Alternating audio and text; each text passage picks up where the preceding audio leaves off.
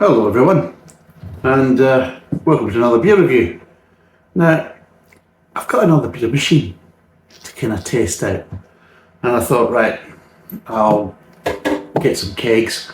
And Adams has actually got a sale on just now, so they're offering on a certain range, you're getting 2 kegs for 40 quid, basically, so you're getting it for £20 each. So I got a couple. I got this one, which is a Southwold Bitter, because you know what I'm like for bitters. Even though I've done it in the bottle and it wasn't particularly that great in the bottle, I'm still a sucker for the name bitter on a beer. So I got that, so we'll see if it's any better in the keg compared to when I did it in the bottle. And I also got it broadside, the kind of darker ale as well, so I've got a keg of that. Again, I've done that in the bottle. If I remember rightly, it was okay. Nothing brown, but again, it was okay. So let's also see that in a future video, whether that's any better in the keg. But for today, we're going to be doing this one. And so far, I've had this chilling in here overnight. I set it for 7, because it's got a little kind of dial up here for the temperature. So I set it for 7 degrees. That'd be nice. It's a hell of a lot colder than 7 degrees. In fact, the bloody thing's showing 3 right now. So there could be the first issue for this machine, which is called Baridi.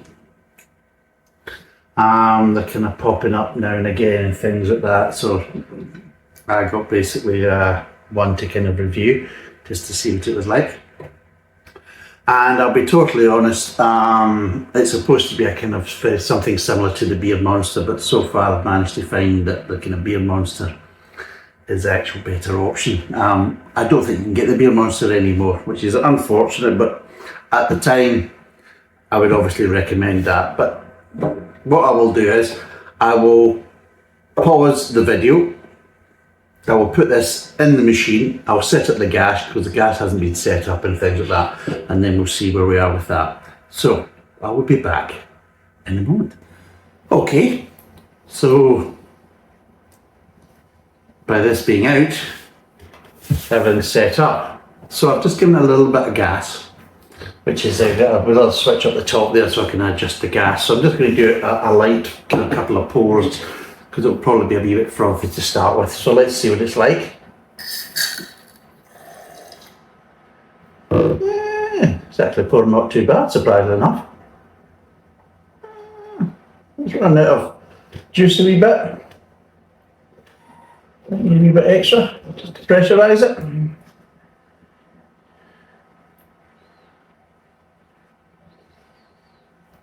Yeah, it's going to need a wee bit more. As you can see already, it's pouring not too bad, but I think it's a case of if we give it a wee bit extra, we're not far away from getting a nice pint poured. And we'll see where this takes us, if anywhere. So I've never showed me pouring these before. Let's get a wee bit extra. That's all, geez. Kicking off now. So it is. It's not really holding there very much.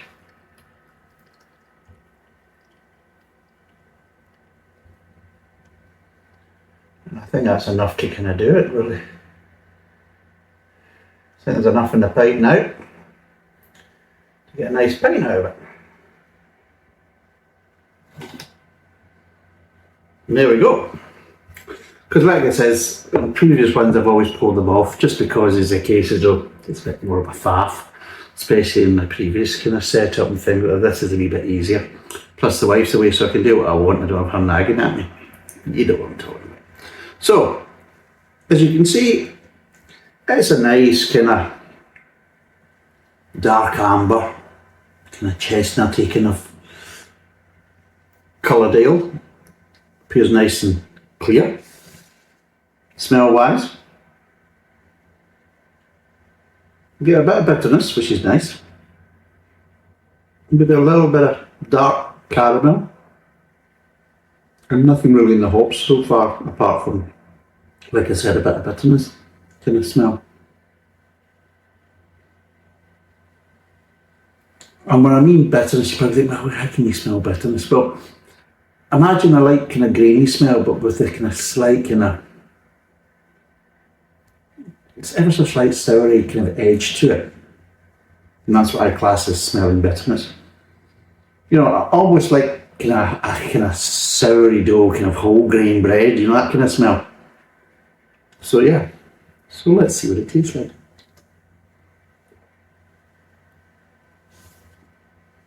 Fuck, that's cold. Oh, Jesus. Yeah, 7 degrees my arsehole. Yeah, but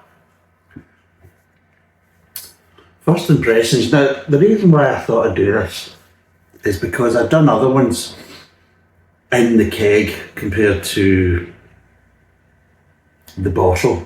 I think one of the ones was Doombar that really did stand out. They did Doombar in the keg. Now, I'm not saying Doombar's a good beer. I'm not saying it's a wonderful beer. But what I would say is what you're getting in the bottle and what you're getting in the keg is two different products.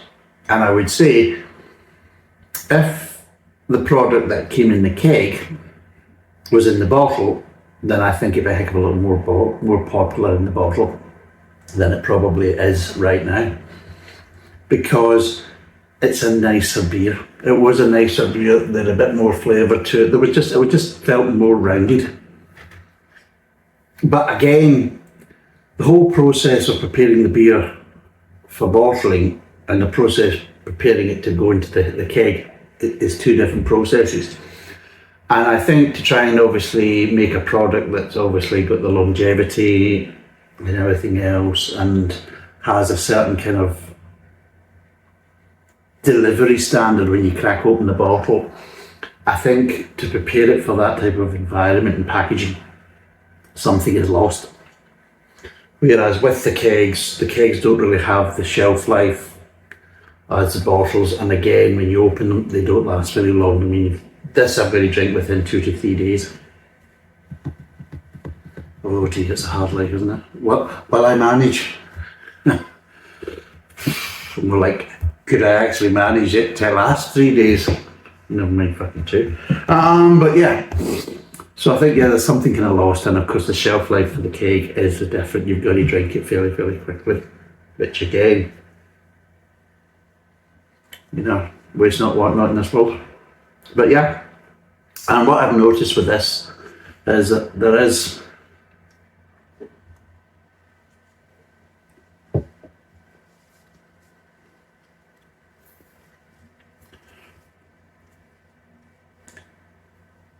more real flavours, more tangible flavours. It's like, from what I remember Southwold Bitter being, it just seems to be a bit of a brightness to the flavours, including the bitterness at the end, so there's a little bit more brightness to the bitterness. So it's just like, imagine just taking the kind of flavour intensity and just, you know, just diving up a little bit. And that's what it feels like. This is dripping like a bastard. Stop there. Behave me.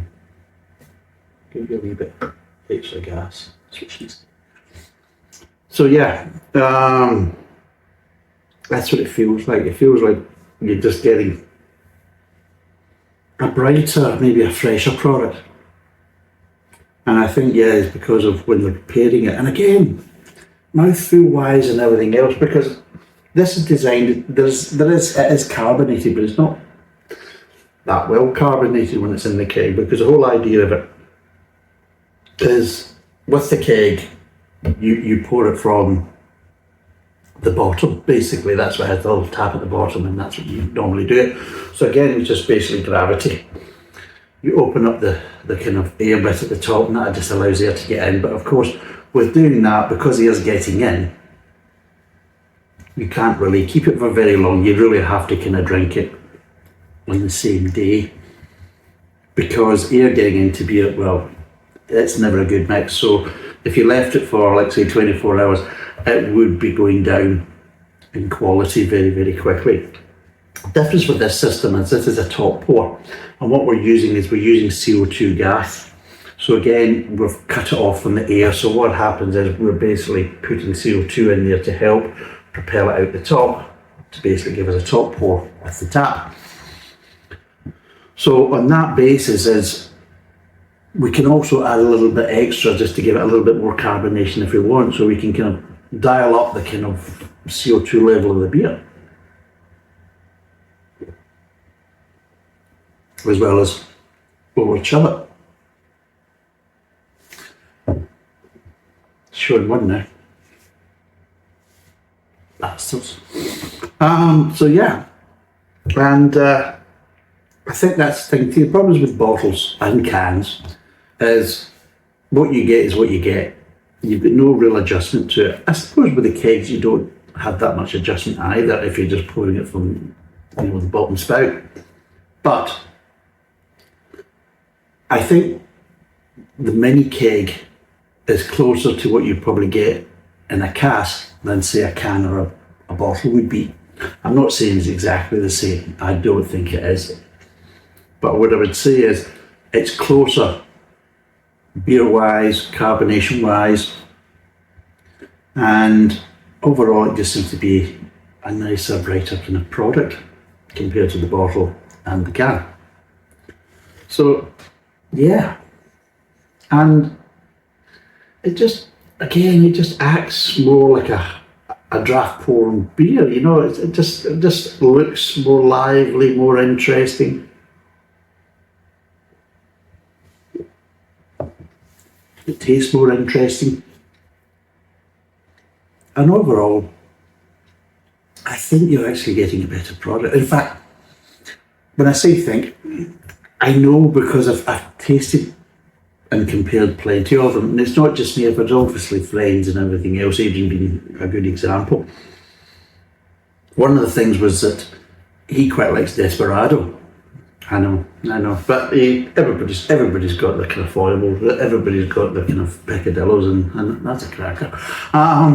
But yeah, Adrian likes Desperado. Now one of the things is, if you buy Desperado here, you're either getting it in big bottles, you don't really get it in the big cans anymore, mostly in bottles.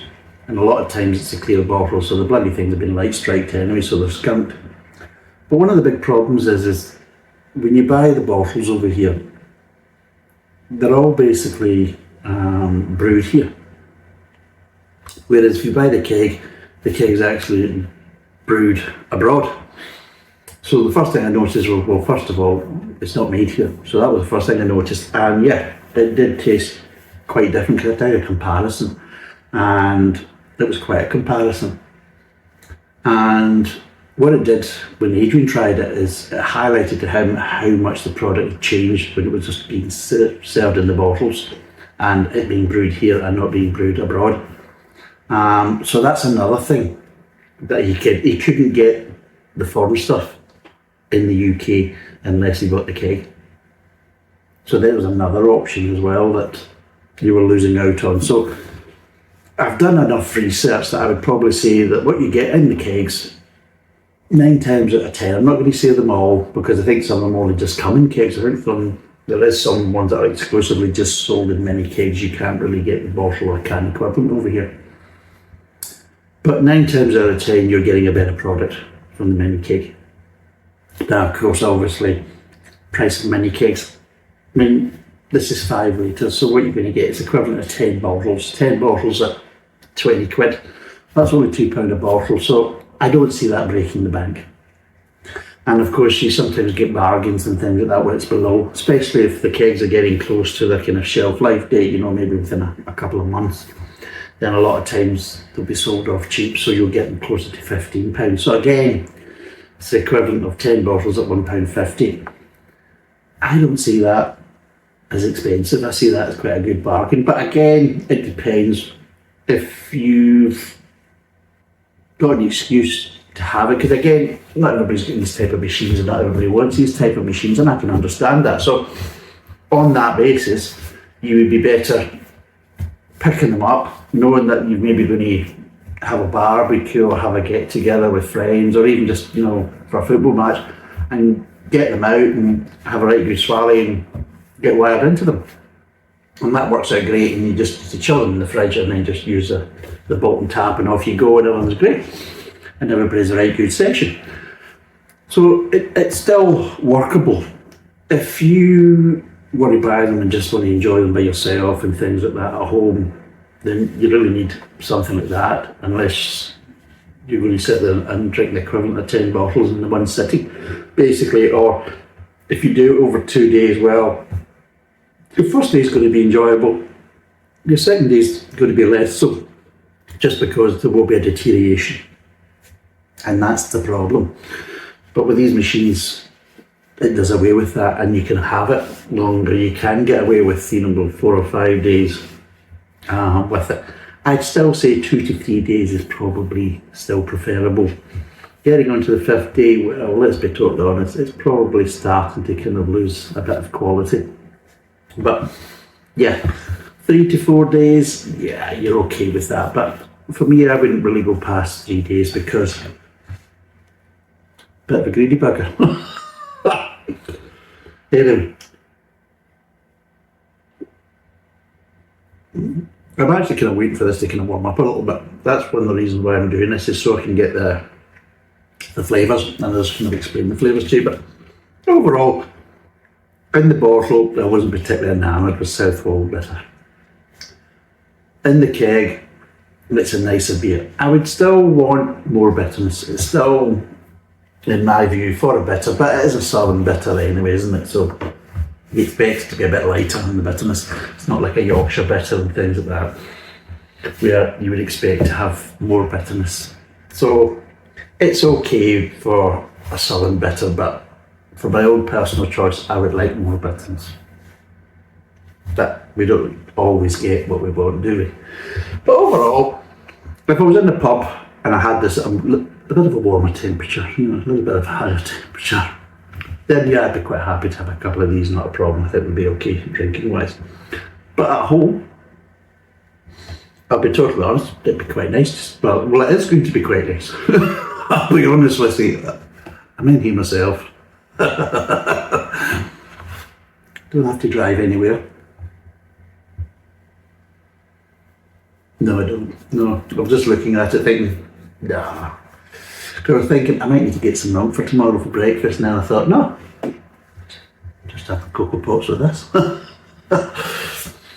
But yeah, so I don't have to drive anywhere. I've got a few days that I can basically stay in, and I've got some kind of bits and bobs to do around about the place. And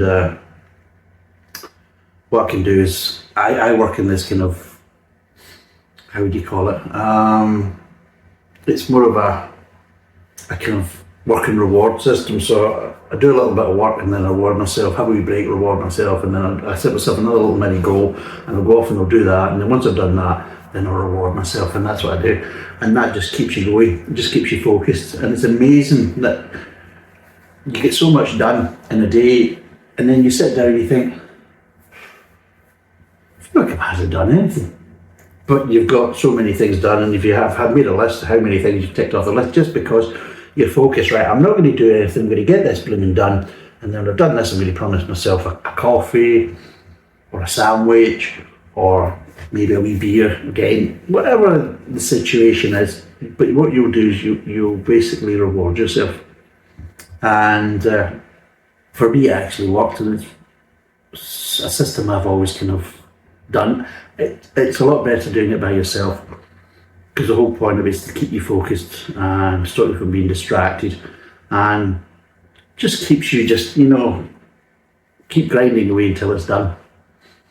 And yeah, and because you're also having the regular breaks, you don't get a chance to really get kind of too tired or too overly kind of worked or strained and things like that. So you're having regular breaks, and overall it just actually helps your productivity. It's amazing how much you get done. So I like that, and I have a funny feeling this is going to be my reward quite a few times during the period. Right, it's starting to kind of warm up a bit now. So it is. Yeah. And let's break down these flavours.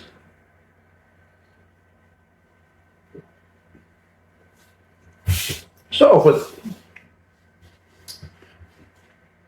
you get a little bit of malt there, and it's kind of, it's not like caramel.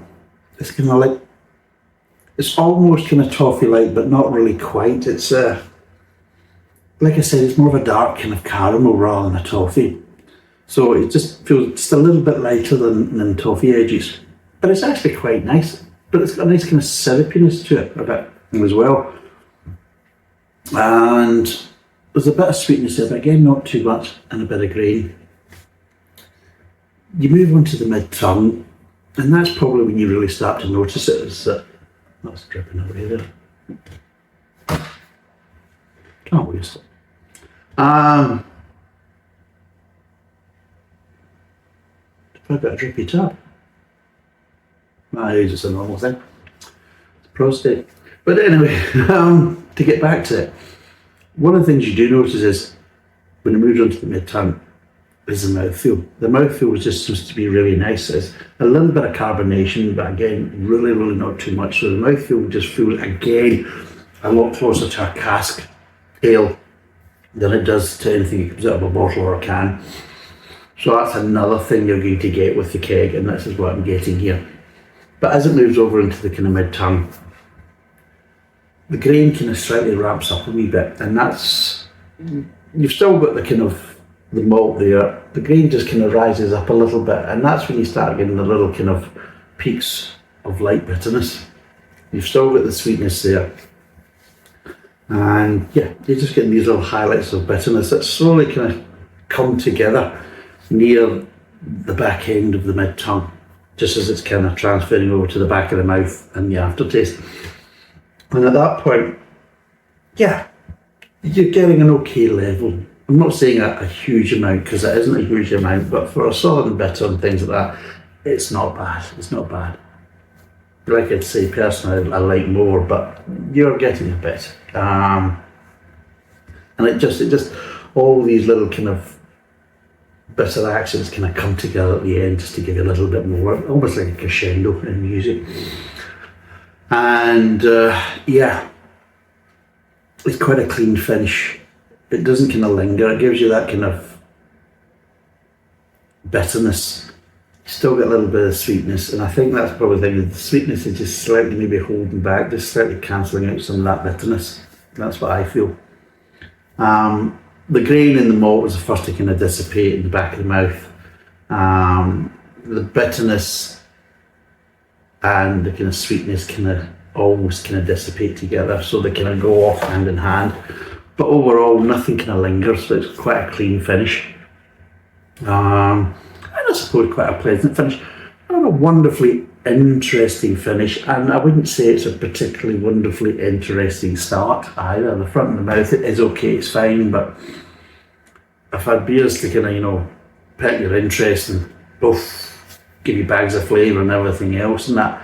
No, this is more of a kind of rounded beer. It's kind of an okay start, an okay kind of mid-tongue, and then a kind of okay kind of finish. So it's that kind of like, you know, it's kind of a kind of standard, a kind of minimum standard you're kind of looking for. I'm not going to say anything's kind of groundbreaking in it.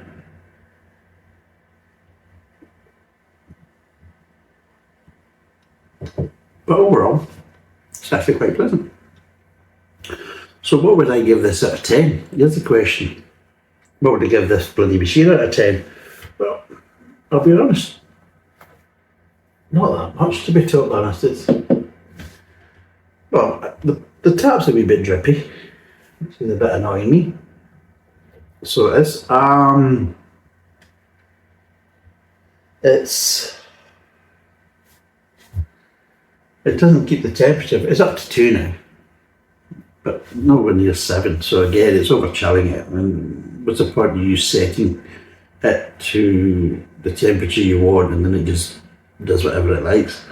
My other machine doesn't do that. My other machine, in fact, both of my two machines, obviously, I do as well, which is also used for brewing, but it can also dispense kegs as well.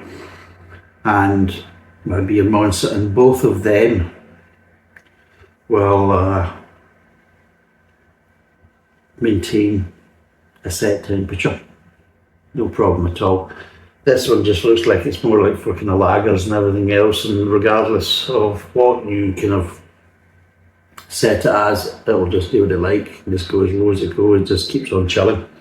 So that's obviously disappointing. So if you are looking for these, to buy one of these machines, is, well, what this one is, it might say you can set the temperature, well, yeah, you can, but it doesn't actually maintain it, it just does what it bloody well wants, which I suppose is maybe fine on a hot summer's day and you've got a lager keg in there. But if you've got an ale keg, let's be totally honest, you don't want a bloody ale at 4 degrees and 3 degrees.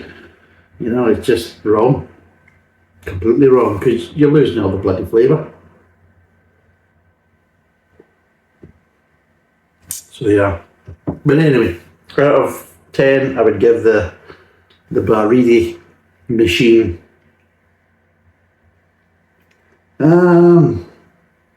I'd give it 4 out of 10. It's kind of lacking. I suppose price wise it's okay and down with that, but it ranges in different prices. You can get it up to kind of £130, but there's bargains going for this that you can actually get it, you know, round about £60-70 plus delivery. So again, I suppose it's not too expensive, and it just gives you the option that you can top pour a keg and you can also kind of control it and keep it lasting a bit longer.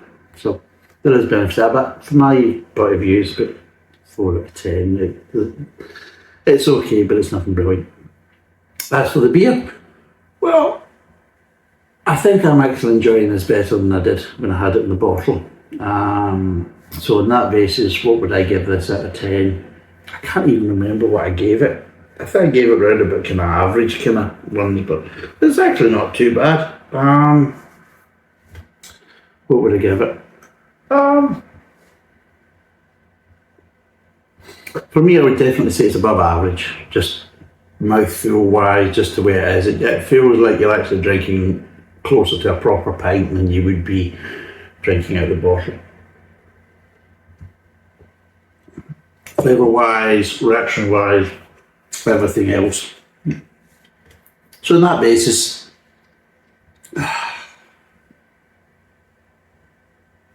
I'm torn between 6.5 and a 7 actually, because at the end of the day, I think normally I would probably see maybe about 6.5, but just because of course of how it feels, mouthfeel and everything else, and the price, you can take the price into it. I can't remember what it's the normal price in the bottle is. I don't think it's anything really more than £2 anyway. So, but I just feel that it's just a better product. So I'm going to be a wee bit generous here, and I'm going to give it a 7.